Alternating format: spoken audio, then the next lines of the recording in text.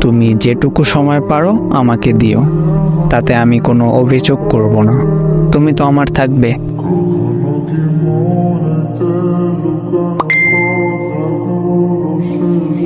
আবার ওই ইমোজি দিতেছো কেন?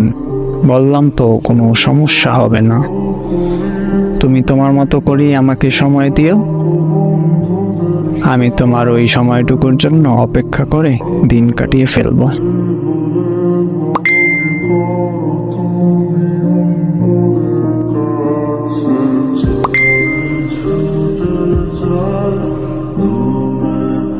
এখন কিন্তু রাগ উঠতেছে, ইমোজি দেয়া বাদ দাও।